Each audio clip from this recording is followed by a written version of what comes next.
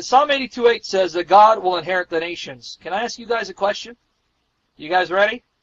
If God already owns creation, how can He inherit the nations if the nations are... You understand my question, folks?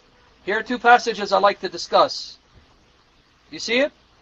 Here it says God will inherit the nations, but doesn't God already possess the nations? By the way, interestingly, Psalm 82:8 does go with Deuteronomy 32:8. If you guys pay attention and read carefully, Psalm 82:8 goes perfectly, dovetails perfectly with Deuteronomy 32:8. So my question to you guys, how can God inherit something He already owns? He's going to inherit the nations. Doesn't He own them? Now, by the way, here's another passage that goes with this one. Speaking of Yahweh's anointed king, the king whom Yahweh anoints, who becomes His son at His coronation when He takes the throne to rule on God's behalf in Zion. What does God say to the anointed king? Psalm 2, verses 6 to 8. Psalm 2, verses 6 to 8, specifically verse 8. Carol, pay attention to this one. Remember, Psalm 82:8 says, God shall inherit the nations. Psalm 2, verses 6 to 8 says this about the anointed king. As for me, I have set my king on Zion, my holy hill, meaning in Jerusalem, the earthly Jerusalem. I will tell of the decree, Yahweh said to me, you are my son, today I have begotten you. Excellent translation. Verse 8.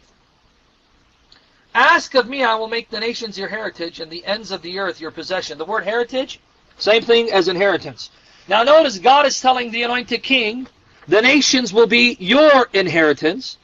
But Psalm 82:8 says, the nation shall be Yahweh's inheritance. Are you with me there, guys? Do you see it? Psalm 2:8, Psalm 82:8. Psalm 2:8, the anointed king, whom God adopts as His son, will be given the nations as His inheritance. Yep, He is a king on the throne of David. But Psalm 82:8 says, God will inherit the nations. All of them. Right? Let's post them back to back. Watch here. And now compare Psalm 2:8. So now guys, who inherits all the nations? Who inherits all the nations? Can you tell me? Carol, doesn't say Jesus. Go with the text. You're inserting words in those passages. Elohim, God, right? But that's Psalm 82:8. Psalm 2:8 says, the anointed king does. The anointed king. So is it God or the anointed king? See, these are the passages I want to unpack and study in depth by the grace of God. Okay, now here's another one.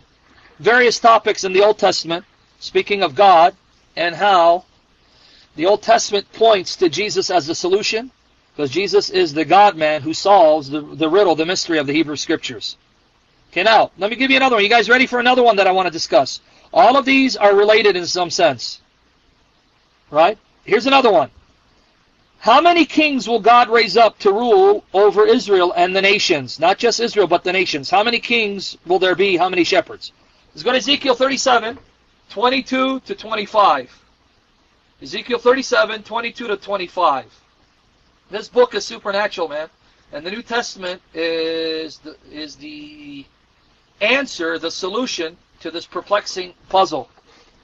Now watch this, guys. Read. How many kings will God raise up to reign over Israel and the nations? And I will make them one nation in the land, on the mountains of Israel. And one king, not two, one king shall be over them all, and they shall be no longer two nations, and no longer divided into two kingdoms. They shall not defile themselves any more with their idols and their detestable things, or with any of their transgressions, but I will save them from all the backslidings which they have sinned, and I will cleanse them, and they shall be my people, and I will be their God. My servant David shall be king over them, and they shall all have one shepherd. Did you guys see it? Did you catch it? One king over them, and that's going to be my servant David. Do you see it? And he'll be their shepherd, right? Because in 25 it says, they and their children's children shall dwell there forever, and David my servant shall be their prince forever. Now, guys, catch it. God promises Israel that David will be their king, their shepherd. He'll be their king, their prince forever. Right? But how many kings? Well, someone can tell you, Millie, God is going to resurrect David at the end. Isn't David going to be resurrected with Abraham, Isaac, and Jacob? Won't he be resurrected? So, how do you know that it's not referring to David actually being resurrected physically to reign over Israel forever? See, someone could tell you that. Now, I agree with you. The term David here is not David himself, but the son of David, whom David typifies, because Scripture does call the coming king David. That's one of his names.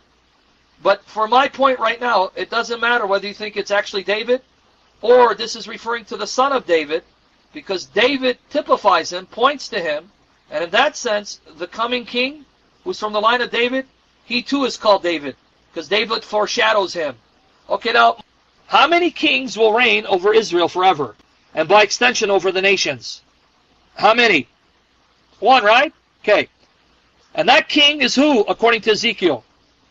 According to Ezekiel, that king is who? David. Right? Millie gets it. You guys got it. Amen. But now we have a problem. Let's go to Zechariah 14, verse 9. Zechariah 14, verse 9. Zechariah 14, verse 9. And Yahweh will be king over all the earth, and on that day Yahweh will be one, and his name one. Who will be king over all the earth? Yahweh, the Lord. And he will be one, and his name one. So if there's going to be one king, and Yahweh will be king over all the earth, then how can David be the one king if Yahweh's going to be the one king? In fact, Zechariah 14, 16 to 17. Zechariah 14, 16 to 17, if you don't mind posting that. When Yahweh comes to the earth, he's going to personally rule from Jerusalem. He will physically come down and reign in Jerusalem. How do I know? Zechariah 14, 16 to 17.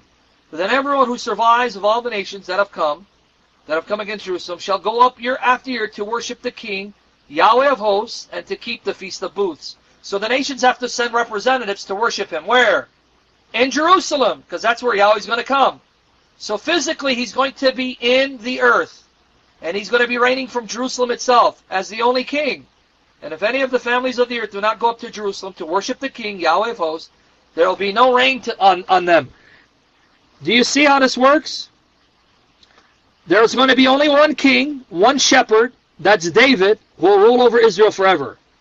But Zechariah says Yahweh will come, and he'll be the king of the earth, and all the nations must come and visit him and worship him in Jerusalem. The other thing, Psalm 268 says that God's anointed king will receive all the nations as his inheritance. But then Psalm 82:8 says, Yahweh God, Elohim, God will rise up to judge the earth and to inherit all the nations. So guys, can you help me understand? Who's actually going to inherit all the nations? Who's going to be the one king over all the earth, reigning from Jerusalem, ruling from Jerusalem? The anointed king, who's David? Or God? From these Old Testament texts, what is the answer? One king only, one shepherd forever. Says David in Ezekiel 37, 24, 25. Zechariah says it's Yahweh God. And Psalm 2 says the anointed king in Jerusalem from Zion will receive the nations as his inheritance. But Psalm 82:8 says God will receive the nations as his inheritance. So how do we reconcile these passages? Can someone help me? So you're saying the solution is Jesus, right? How is Jesus the solution? If these passages are not contradictory, and these passages are consistent, then the only way to reconcile these passages is that God himself will become a man, will become flesh, but not just any man, he's going to become a son of David. And that's what we find in the New Testament, right? Jesus is God who becomes flesh in order to become a son of David. So in him, he is David and God, who is the one king over all the earth and receives the nations as his inheritance. So he is the solution to this puzzle, right? The answer to this riddle. You see how it works? And that was a quick version. I gave you the quick response to this one. But I want to unpack it and go in depth. But I want to start with Deuteronomy 32:8 first, because this shows that the Old Testament anticipates a man who is God, anticipates God becoming man. And by the way, Ezekiel himself says that God will come and reign from Jerusalem, reign in Jerusalem. You want to see that passage? Ezekiel 43:2-7. Ezekiel 43:2-7. Now that really is confusing. So who's coming to reign as the one king, Ezekiel? David or God? And he says, yeah, David who is God, God who is David. Read here, guys. Read with me. Ezekiel 43, 2-7. Behold, the glory of God, the God of Israel, coming from the east, and the sound of his coming was like the sound of many waters, and the earth shone with his glory. And the vision I saw was just like the vision that I had seen when he came to destroy the city, and just like the vision that I had seen by the Chebar canal, and I fell on my face. Now watch this. As the glory of Yahweh entered the temple by the gate facing east, the Spirit lifted me up and brought me into the inner court, and behold, the glory of Yahweh filled the temple. Now watch what happens. While the man was standing beside me, I heard one speaking to me out of the temple. All the way to 9, actually. And he said to me, Son of man, this is the place of my throne, and the place of the soles of my feet, where I will dwell in the midst of the people of Israel forever. Did you catch it? And the house of Israel shall no more defile my holy name, neither they nor their kings by their whoring and by the dead bodies of their kings at their high places. Did you see it? God speaking from the temple says, this place, Jerusalem, where the temple is, right? This place, Jerusalem, will be the place of my throne, the place of the soles of my feet, where I'm going to live in the midst of Israel forever. You see that? So in Ezekiel, it's God who's going to live in Israel forever, specifically Jerusalem. He's going to live in Jerusalem forever with his people, because Jerusalem will be the place of his throne. But wait, Ezekiel 37, 22-25 says, the one king who will reign over Israel forever is David. If there's going to be one king, and that's David, but then Ezekiel later on says that Yahweh himself is going to reign from Jerusalem and live in the midst of his people from Jerusalem forever. How do we reconcile that, man? How do we reconcile these passages?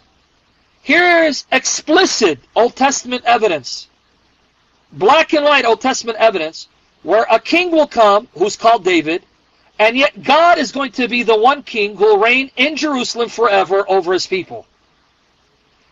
So when we come to the New Testament and we find that Jesus is the son of David, and yet God in the flesh, we should expect that if we know what these passages are saying and are not contradictory. In fact, these passages should move people to anticipate someone who's God in the flesh and therefore from the house of David. And that's exactly what the New Testament unfolds. You see that? Let me give you another one. Jeremiah 3, 16-17. By the way, guys, I'm not even teaching yet, believe it or not.